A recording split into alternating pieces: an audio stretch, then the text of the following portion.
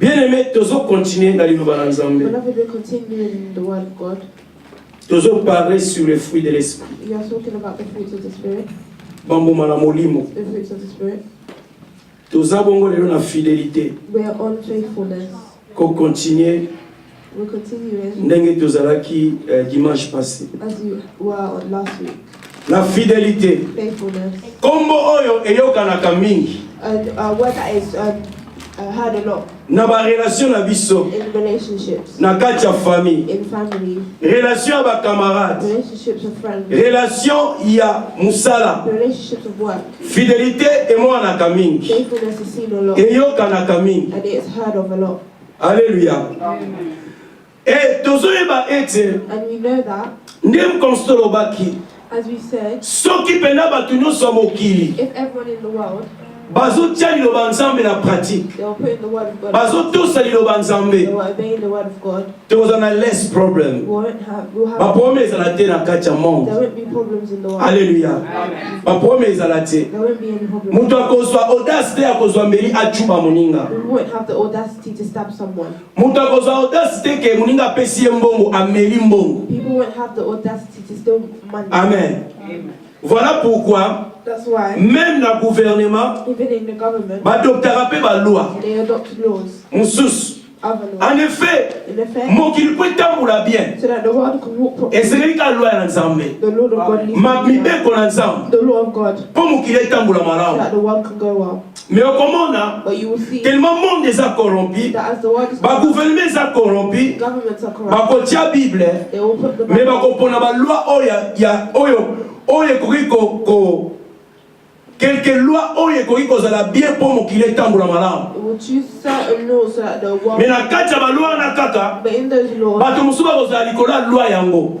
people will be over it. Alléluia. Amen. bakolo badroge eza mabe. They will say that drugs. Oui, eza mabe ebebisaka mitu. It is bad. Mais okomona ntango bazokanga bato bazoteka badroge, But when they're arresting people, ntango bakokanga badroge wana when they're taking the drug, bakozwa yango bata likolo bakozwa badroge wana they will take the drugs bakoutilize yango. and they'll use it. Alléluia. Donc c'est ça. So that's Donc it. basali loi pour na petit peu, They've made the law for mais the bango mo ba likolo ya loi. but they are over. Mais sikoyo epa nzambe eza bongo te. But towards God is not like. Alléluia. Nzambe mpo na ye te For God, ntango asali loi, when He's made the ntango alobi ete tozala fidèle, when He said that we need to, ye moko premièrement He firstly azolakisa fidélité envers is biso. showing faithfulness to us. Alléluia. Ntango alobi ete koyiba te, When He's saying do not nzambe ye moko God Himself ayibaka te. doesn't steal. Ntango alobi ete When He says tozala na bonté envers we nous, need to be kind to each other, ye moko aza na bonté likolo na biso. He is kind to us. Alléluia.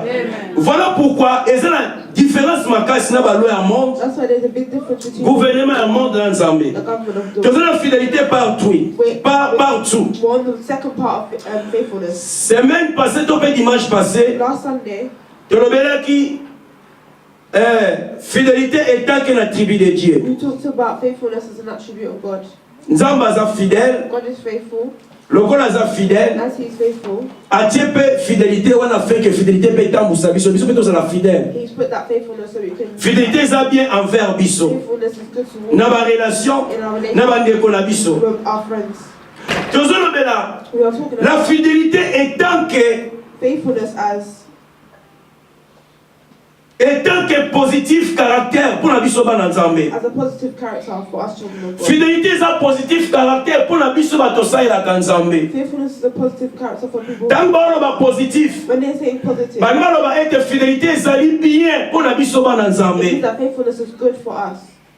Soki moto otambola na nzambe, If someone is walking with God, oyamba Saint Esprit na kati na yo. you have received the Holy Spirit. Fruit oyo eza bongo fidélité, The fruit that is faithfulness ekozala toujours na kati ya vie na yo. will always be in your life. Moto aza fidèle, Someone who is faithful. aza moto azokomi kitisa. There's someone who puts them. Azokomi kitisa comment? How are they doing that? Tellement kaza fidèle, Because they're faithful. soki ba confier likambo moko boye. If they trust Tope topesi yango coopération na ndenge ya bien. or they do a good cooperation, Akozala fidèle, they'll be faithful. akomi kitisa contre ba besoin oyo ya ye. They'll be humble to Oh, them. soki moto pesi ye coopération moko pe ya malamu. Because if you give someone a good Exemple tolobi ete For example, ozoteka eloko you're selling something. ntango ozoteka eloko When you're selling it, eloko oyo eza 200 dollars. it's like $200. Ntango eza 200 dollars, When it's $200, moto moko azwi eloko na yo someone takes your thing. sikoyo ifola apesa yo 200 dollars. So they need to give you. Il faut azala fidèle. They need to be Yo faithful. oza fidèle envers ye. You are faithful to them. Aza na mbongo te. They don't have money. Mais ozwi eloko no ya 200 dollars opesi ye. But you give the Olakisi ye $200 fidélité. You show faithfulness. Fidélité eza ko trust moninga. Faithfulness is trusting someone. Alléluia. Amen. Eza ko trust moninga. It's trusting someone. Opesi eloko no ya 200 dollars. You give them the $200. Ye pe kote na ye. And then Il faut aza na humilité. they need to have Po ete mutu azopesa. so that because Yango nazo rappele pe mababa na nzambe lelo. that's what reminds Bato baza fidèle na kopesa. people who are Na faithful koede baninga. in helping Soki them. nazopesa mutu eloko.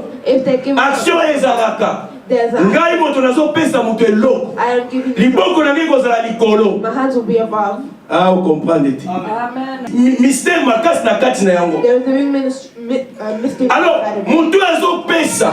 Someone who is Aza fidèle na pesa they moninga. are faithful to Na trust moninga na defise mbongo. I trust the Na defise no kolanga 200 dollars. of 200. Siko mutu wana oyo azwi. So the person who Ye takes pe fois azala fidèle. Ya kosimilier. to humiliate Ya kozala na kapasité ya kozongisa pe mbongo oyo badefisaki ye. have the capacity to Soki ali na position ya kosimilier te. if they are not Akomi kobima gang. they could come out. Alléluia. Soki aza na position ya kosimilier te akobima pe gang. If they're not humble Afin azongisa te mbongo ya bato. to not give Nyongo oyo azwaki ya bato. debt that they took. Amen, amen, amen. Fidélité. Faithfulness. Fidélité eza nini? What is faithfulness? Nani oyo aza fidèle? Who is faithful? Amen. Moto aza ya fidélité oyo aza fidèle aza loyal. Someone who is faithful. Soki Someone tobi who totala na armée. if you wanted to look in the army, Ntango bapretaka baserment na bango. when they do their things, Bapretaka te kozala fidèle epa mokonzi. you know that they will be faithful. Bapretaka te bazala fidèle na kati ya pays. That they will be faithful to the Alléluia. Yango wana okomona That's how you will see. même mokonzi na bango Even their aosala mabe they're doing bad. bakozala toujours na se ya mabe wana. Be under. Bakozala toujours na se na ye. They'll still Un vrai soldat a true soldier oyo apreta fidélité epa mokonzi who has na mboka akozala toujours na se ya mibeko they'll always be under the po ete aza loyal because they're loyal. aza fidèle na mboka na ye. They are, Yango omoni bavrai soldat and that's how you see true soldiers. tozwi na exemple ya Congo. For example, Congo. Bavrai soldat bakufa ebele There's a lot of true soldiers. po bazalaki fidèle envers mboka na They're bango. faithful to their country. Bakoma ti ndokende koboma telle personne. They're going to ask you to kill. Mais soki oza fidèle na mboka, If you're faithful, oza fidèle na peuple na yo, you're faithful to your okosala yango te. Alléluia. Po oza fidèle, oprêter serment liboso ya drapeau. because you're faithful. Amen, amen. Nani aza fidèle? Who is faithful? Mutu aza fidèle, Someone who is faithful aza constant dans ses goûts. is constant. Constamment, aza na bagout moko oyo ye alandaka. Have the rules that they Oyo ya malamu. that they Mutu aza fidèle, someone who is faithful constamment, constantly atambolaka na idéologie. they follow it Oyo akozala nango fidèle. that they will be faithful. Alléluia. Bacaractère mosusu. Their characters. Babizaleli mosusu. Omona moto aza fidèle na bizaleli na ye. Someone who is faithful to Po their ete aza constant. Amen. Alors, biso na Nzambe. as children of God. Bible ezolakisa biso modèle ya Jésus-Christ de The Nazareth. Bible is showing us the model of Jesus Christ. Kaka te ete tozondima Yesu po ete aza fidèle. It's not only that we accept Mais Yesu ye moko azalaki fidèle epa papa na ye oyo atindaki ye mission sur la terre. but who sent the mission to Et earth. tant que bana Nzambe, As children of God, modèle na biso, our way mutu na biso, oyo tokozala fidèle envers ye. that we need to be faithful Eza gouvernement England te. is not the government of England. Alléluia. Eza gouvernement Congo te. It's not the government of Congo. Eza bongo It is ba gouvernement ya monde te. not the government of the Eza world. bongo It is ba communauté ya monde te. the community Mais étant que bana na Nzambe, as children of God, fidélité na biso, faithfulness, topesa we pas Jésus-Christ de Nazareth. Toza fidèle envers Jésus. we are faithful to Jesus. Voilà pourquoi That's why moto nyonso tu everyone, vie na ye chrétienne their Christian life ebandaka bona kondima Jésus-Christ de Nazareth. starts with the faithfulness of Jesus Christ. Alléluia. Ndenge basoda bazobeta mibeko epai na mokonzi. As the soldiers follow the rules to their sergeant, Ndenge biso tolandaka epai na Jésus-Christ de the Nazareth. same way we need to follow. Nga na yo mokoto yambaki Jésus. Me and you, the day that Topretaki serment epai na Jésus. we swore to Jésus-Christ de Nazareth. Jesus Christ of Nga Nazareth, natiki mabe. I have stopped. Nazalaki moyibi. I was a thief. Nazalaki mobomi mabota bato, bafami ya bato. I was a murderer. Nazalaki moto ya mabe te. I was a bad Mais person, sikoyo but today nalapi ndai, I swore natiki mabe, and I've leave nakolanda yo, and I'll follow you. nabandoni bazali na nga akala. I abandon Nazwi my lokola ways, Seigneur Père Sauveur. and I take you Nakotambola na yo na kati ya vie na nga mobimba. Topretaki serment afin que tozala fidèle pas Jésus-Christ de Nazareth. so that we can be faithful. Topretaki serment afin que tolanda Jésus-Christ de Nazareth. Et moto nyonso tu Everyone oyo a prêté serment who was sworn alaki mo continuer fidélité. who has promised Et moto wana etaka alaki mo continuer fidélité. as they promised, Akolanda ba norme, they will follow the law. akolanda ba ordre. They will follow the norm Oyo eza derrière mibeko oyo apretaki na serment. that are behind the Modèle na biso our way. eza bongo Jésus-Christ de Nazareth. Jesus Christ. Espagne nde tozala fidèle. To them that will Tokolanda we ye. will follow him. Alléluia. Nani mokonzi? Fidélité. Faithfulness. Na buku ya Néhémie 7. In the book of Nehemiah, Bazobetela biso histoire ya Néhémie. they're telling us the story of Nehemiah. Alléluia. Bible ezobetela biso histoire ya Néhémie. The Bible is telling us the story of Na Nehemiah. ntango ya Néhémie, In the time of Nehemiah, nani Israël Israel azalaki mboka oyo anyokwamaki mingi. was a country that was suffered a lot. Na ntango ya Néhémie, In the time of babandaki mingi there was komema bango na mboka mosusu a lot of slavery po ete baboyaki kotosa Nzambe. because they didn't want to obey Na God. ntango ya Néhémie, In the time of peuple ya Israël the people of Israel abandaki kopanzana par-ci par-là, was split. bazomema bango na esclavagisme. They were bringing them to slavery Pourquoi po ete baboyaki kotosa Nzambe? because they didn't want to obey God. Babebisaki fidélité na bango na They Nzambe. ruined their faithfulness with Nzambe God. azalaki modèle na bango. God was the one Mibeko na Nzambe ezalaki modèle na bango ya komanifeste fidélité. manifested Mais na ntango ya Néhémie, by the time Bible elobi na ngai ete bana Israël bazalaki bongo bamemamaki were brung na bowumbu in slavery à cause ya kotambola na bango. because of their ways. Roi ya Perse The king amemaki bango na mboka na ye brought them to his country because po ete of babukaki fidélité na bango envers Nzambe. because they broke their law. Bana Nzambe lelo, Children of God et today, tant que toza sous la loi de Dieu, as we are under the et law, tant que toza sous ya loi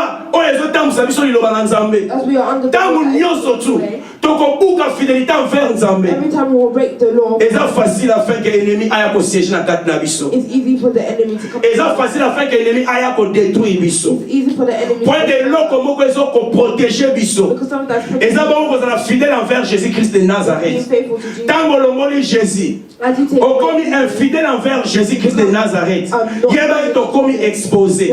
Eza facile ennemi aya aya kosiège na kati ya vie na yo. Tozo comprendre ete ennemi na biso lelo ekozala lokola bana Israël ete roi ya Perse Nabucodonosor mpe baroi mosusu oyo basiégeaki. Syrie asiégeaki likolo na bango, bazwaki bango bakende na bango, baamalek bandeki kodomine likolo na bango. Ntango nyonso babukaki fidélité na bango na Nzambe, every time they broke their law, lelo biso today ekozala Amalek te. we couldn't be like Amalek. Amen. Mais Amalek mais spirituel. But Amalek, Mais ekozala roi ya Perse te. but it won't be the king. Mais roi ya Perse mais spirituel. But the king of prosperity. Alléluia.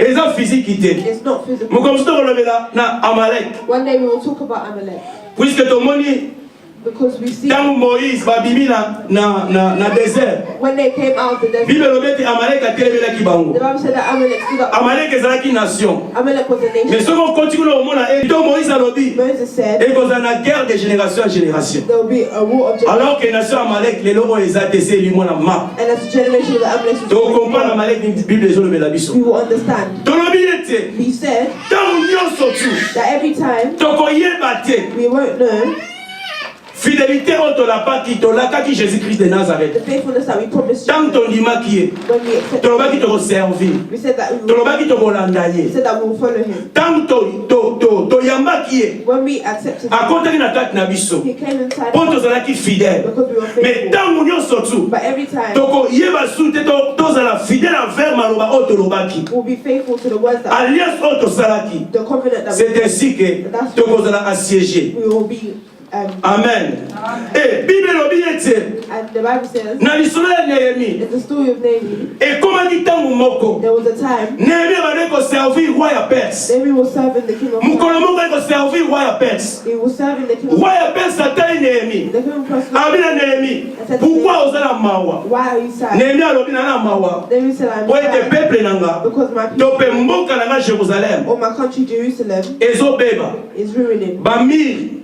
Ba temple ezokweya. The temples are falling. Soki wokoyokela nga mawa. If you could be sorry for me, Tinda ngai. send it to me Nakende na Israël. to go to Israel Pour rétablir Bamir. to reestablish the Alléluia. Roi ayoki Néhémie. The king heard Pourquoi peut être Néhémie? Why? Because À côté de la prière, avant à consulter roi. before going Bien aimé le Seigneur, avant tout ça, qui que ça soit, before na kati ya ba vie na in biso, our lives, to yeba ko consulter we Nzambe. need to know to consult God. Alléluia. To yeba ko consulter We Nzambe. need to know to consult. Même lorsque ne mosala, yeba ko consulter Nzambe. Même les camarades là qui très difficile. Even if that thing was very Mais ceux qui consultent qui Nzambe liboso. but if you consult Osola ki na Nzambe. Obongela ki Nzambe. Et nzela ozokende. that the way you're going, Ezala bien. Nzambe akoprotege yo. Nzambe akopesa yo. God will give Ata binebino batelemelaki yo. even if your enemies Balobi ete no misala eza ya yo te. Mais soki okonsitaki Nzambe, Nzambe ajuge bon. Ete mosala omwana nga faswa yango. Okomona loboko na Yahweh. Amen.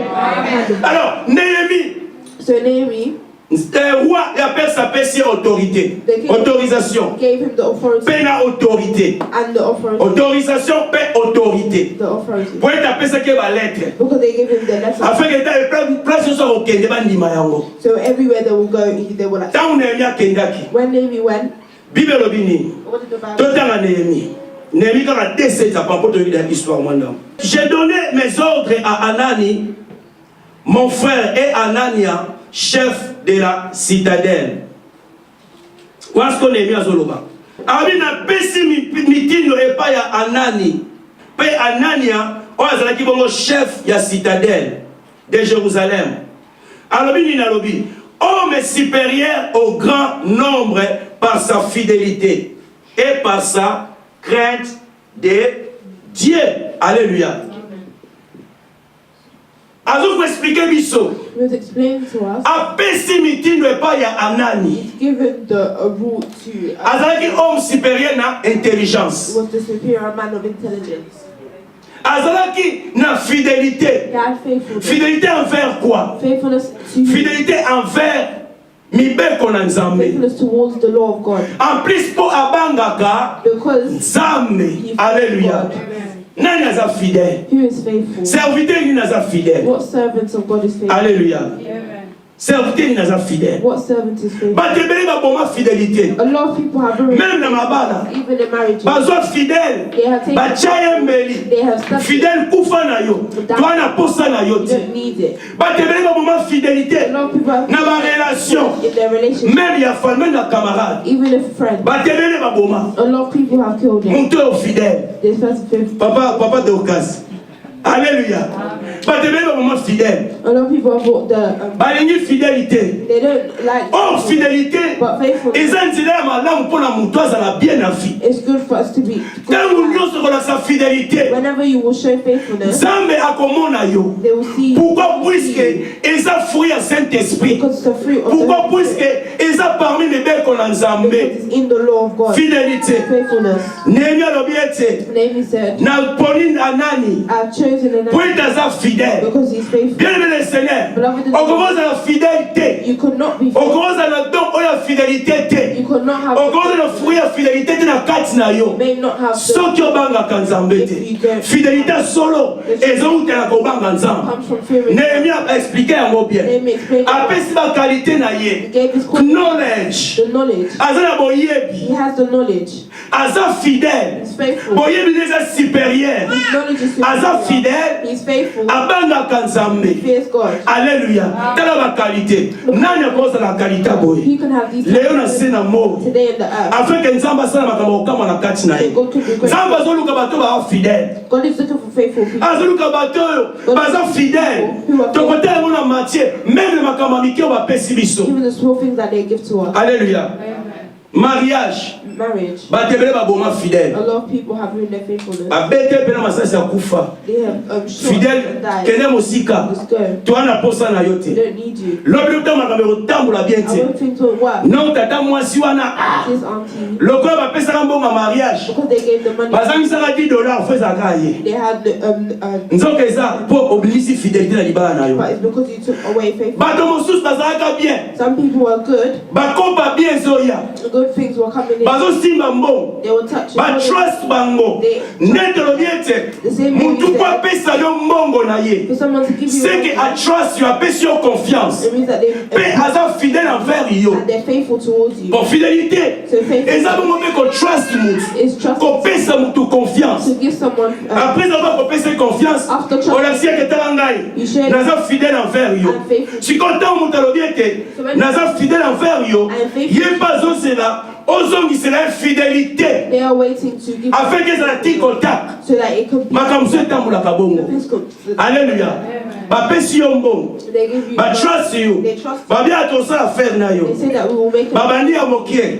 They start. Ozongisi bien. And then you bring Alléluia. Tu as dit histoire ya nguma. We know the Na kisasa. in Congo. Batali baso bakotisa. Some people Basepelaki ye. they're happy, Nzoka bazalaki na mayele mabe. but they had bad. Batali baso bazwa. So the first Comme ça tant bakele ko multiplier. so then when they Bakopesa savait pas bato mosusu. they will get Ete kuna baofuta bien. Eza makambo ya solo. Yango lomoni soki moto a escroc. so if you see that it's something Asalaka nyonso tu. they do everything. Likambo liboso ya kosala. First thing they Ala sa fidélité. show faithfulness, Amen.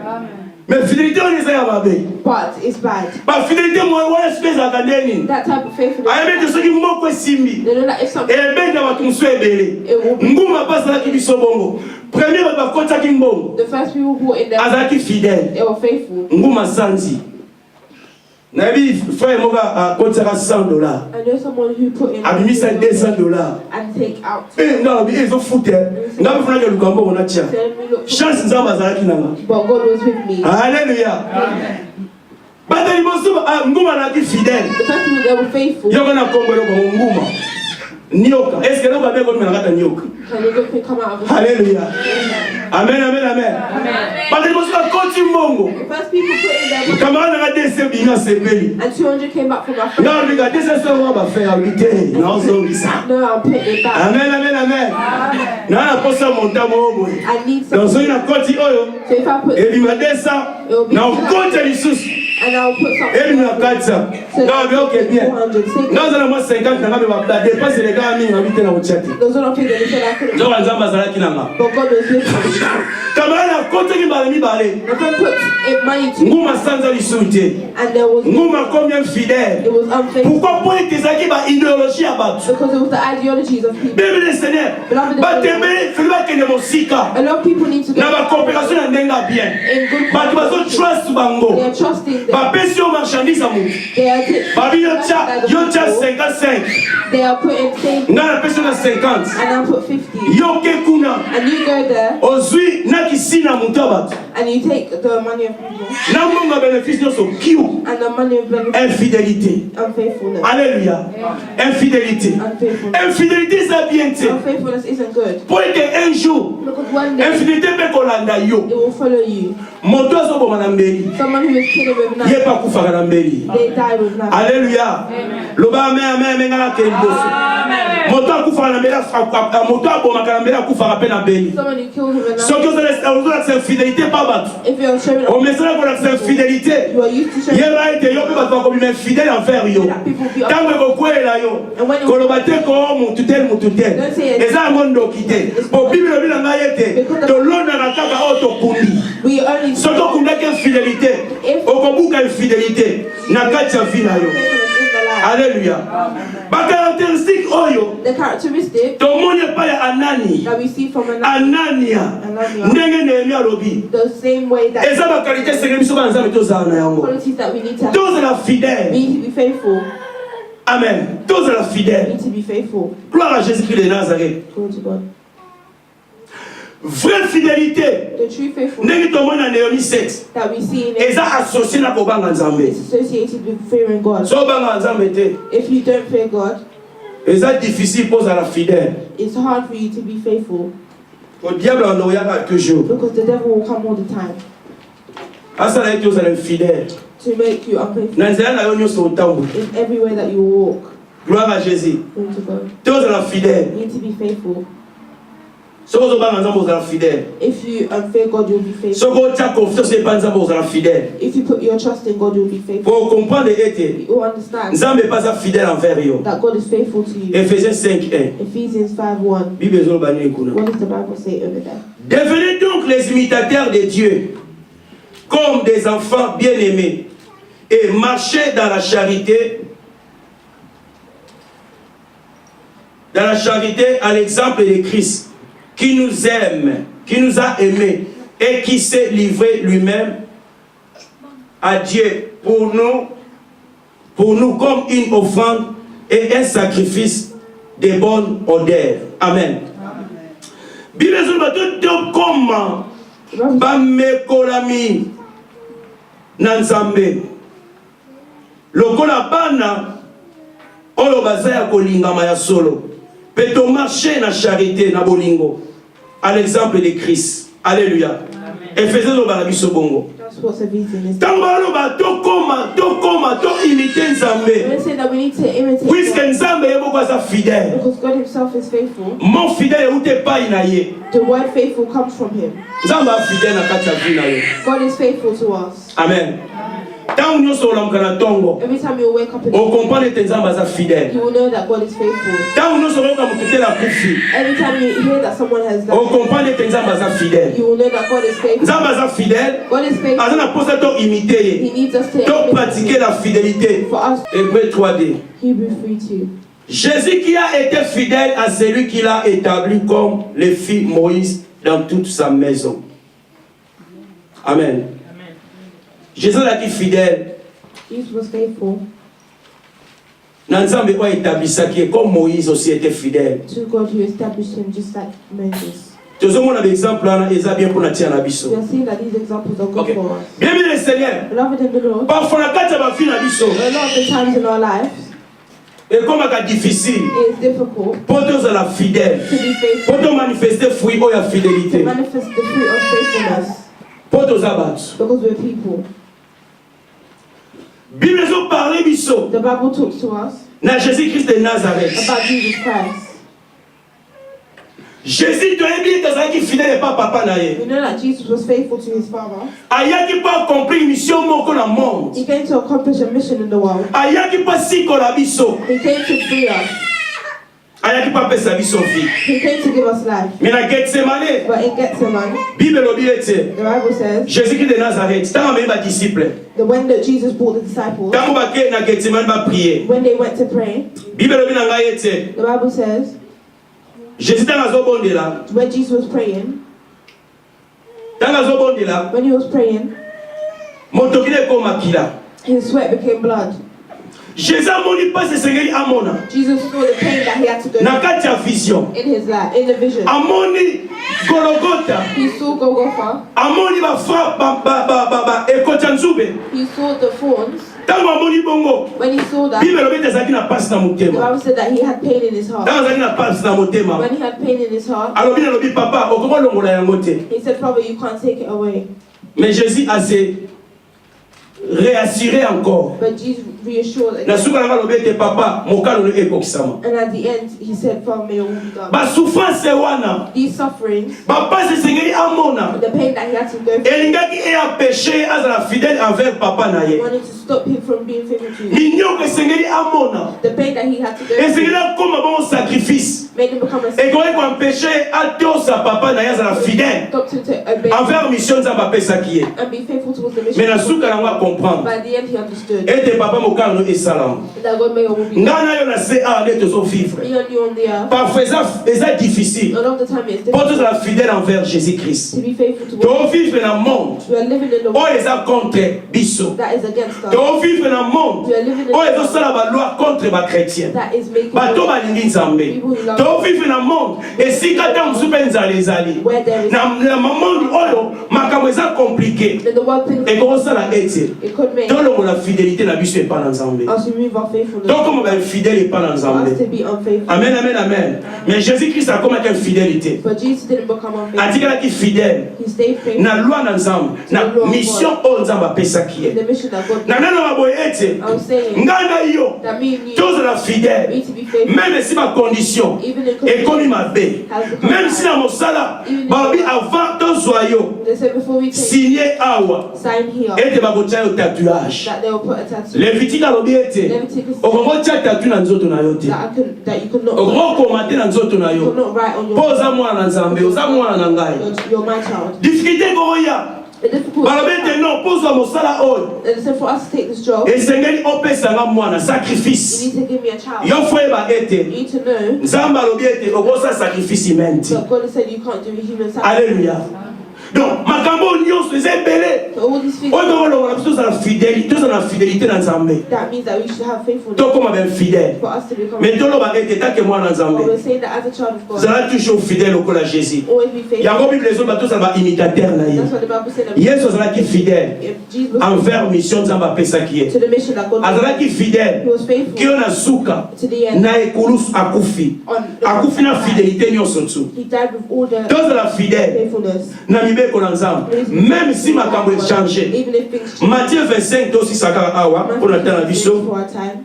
Matthieu 25 Matthew 25, 21. 21. Bible elobi na biso boye. The Bible says, Moto moko azalaki mfwama. someone was Aye na mbo chef. they were rich. Esengela voyager. They needed to travel. Abengi ba serviteur na ye. They called his servant Abandi kopesa bango misolo. and was giving them money. Bible elobi boye. Il en sera comme d'un homme qui partant pour un voyage appela ses serviteurs et leur remit ses biens.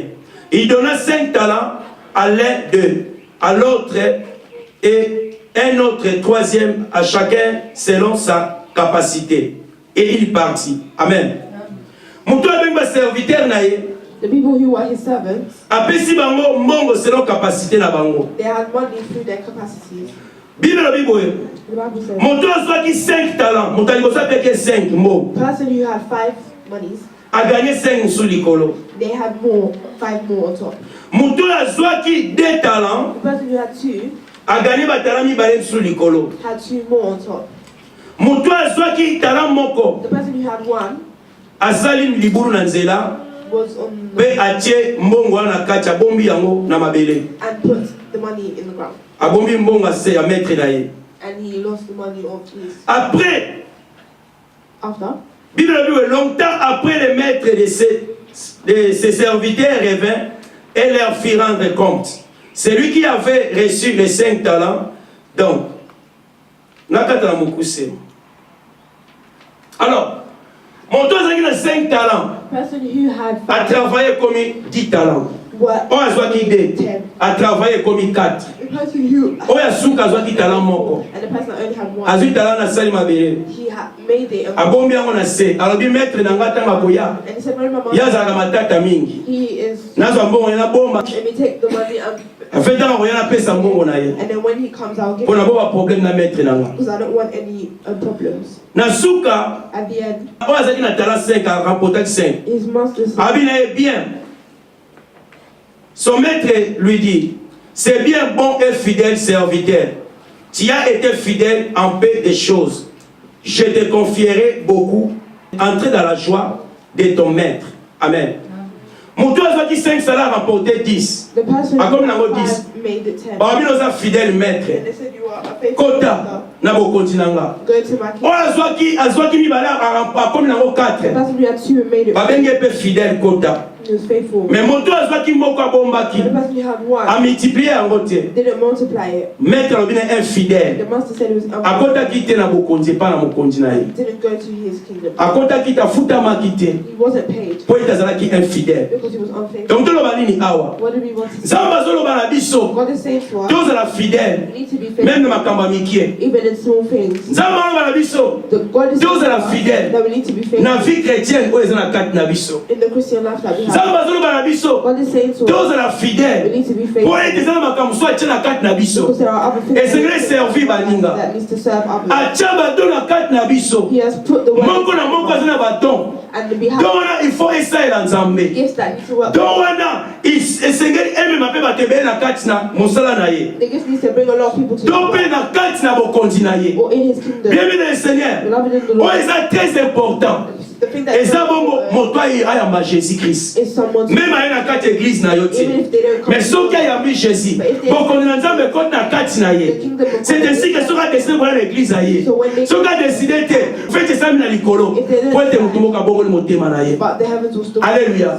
Tozala fidèle. we need to be faithful. Ezala makambo na kati na biso esengeli tosala. There are things in us. Nzambe osenga biso tozala fidèle. God is telling Alléluia. Na kati ya église ya Nzambe. in the church of God Tozala fidèle. Serviteur nyonso tu. the servant Oyo aza infidèle. that is faithful. Tolobaki sande, la sande. We said last week. Amen. Et alors lokola mwasi to pe mobali aza infidèle envers moninga. It's like Makambo ile lekaka. who is faithful to you. Mwasi na sukaka babenga ye na libala.